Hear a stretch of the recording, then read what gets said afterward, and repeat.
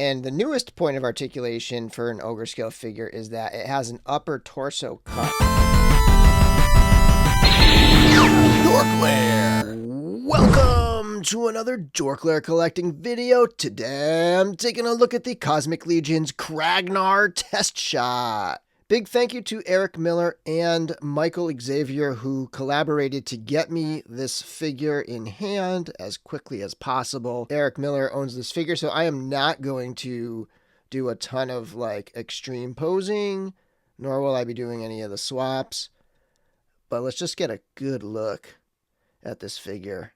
Sorry, no turntable this time. I'm doing this with my hands just because he's really tall and it's a little tricky to like frame that, and I have a lot of these videos to do and I don't have a ton of time, so a little sloppier this particular video, but just getting a look at these details. Check out that chest harness, which is removable, and again, I'm not going to remove it. I love how there's like a hook here, like he's chained back and being held back in the arena, because again, these first two books really are arena-style gladiatorial prison storylines going on with Cosmic Legions.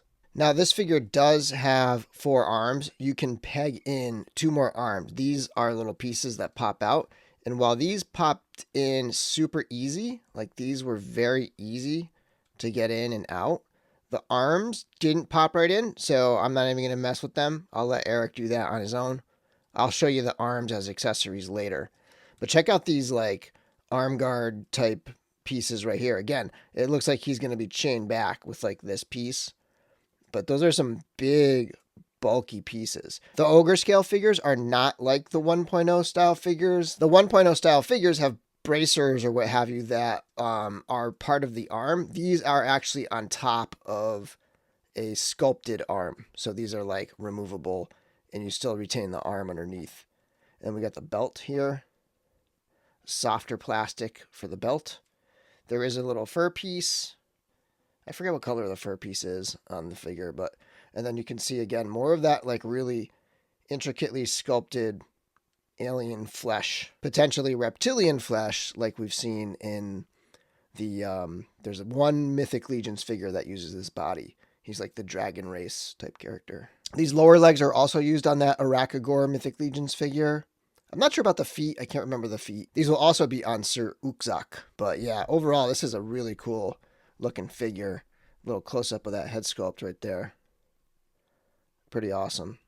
There's a second head sculpt. I'll show you that when we get to the accessories. Got an upper torso cut that the ogres did not have previously. Okay, here we have Kraggnar standing in at full height, zoomed out, and we get a sense of his overall silhouette. Of course, he'll have those extra arms on there. Height-wise, Kraggnar stands in between 9.5 and 10 inches, so he's a pretty big dude. Here he is next to a couple other Cosmic Legions test shots, Vorga on the left and Thygar on the right. And I believe these 3 are all sort of good guys and part of the same Grave Ring team. Next up, we've got this monstrosity alongside a couple Mythic Legions figures. On the left is Tibius with a custom painted head sculpt by Eric Miller, EM Custom Parts, and on the right is the Furious 4 Kit Bash, also with a custom head sculpt. This one also painted by Eric Miller, EM Custom Parts. And then a couple non-Legions lines. On the left is a Mezco 112 Collective Krig with a custom head sculpt painted by Eric Miller, EM Custom Parts. And on the right is the Masterverse He-Man Kit Bash,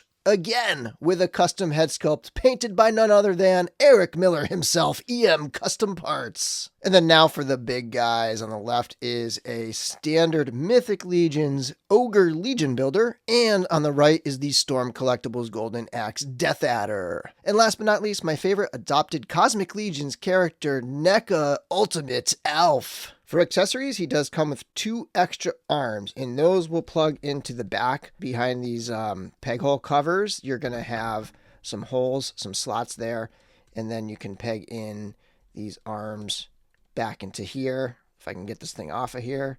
These actually slide in and out. They don't have any sort of like mushroom peg, and then you would plug in this arm right there. But again, I'm not going to put it in there because I don't want to potentially break anything or wear anything out. It does come with this alternate head sculpt, a much more stern kind of closed mouth look compared to the like gritted teeth look over here. Comes with a pair of closed fists so that you can swap those out for different action poses. And he's got this melee weapon right here to do battle in the arena. For articulation, the head is on a ball joint. I'm not going to really like push the articulation, so you can see a little bit of movement there in the head. Of course, it's going to twist very easily, but you can definitely get it going side to side a little bit more than I'm doing right now, just because I don't want to push the limits on a figure like this that if I mess it up or break it, it's kind of irreplaceable. Arm is on a pretty standard hinge and swivel, and it's got a little bit of ratcheting, and you can swing it all the way up and down. There's a single jointed elbow.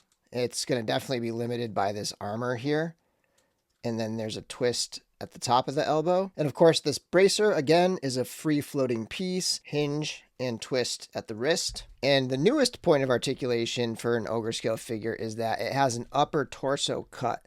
So you can see it right there, and there's a double ball at the top of that.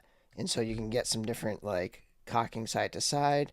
Probably more so than I'm doing now, again, just because I don't want to push it. A ball joint at the waist is pretty close to what the usual ogres have. This figure does have the upgraded hips with the ball joint, and then there's a twist at the top of the thigh. There's a hinge at the knee.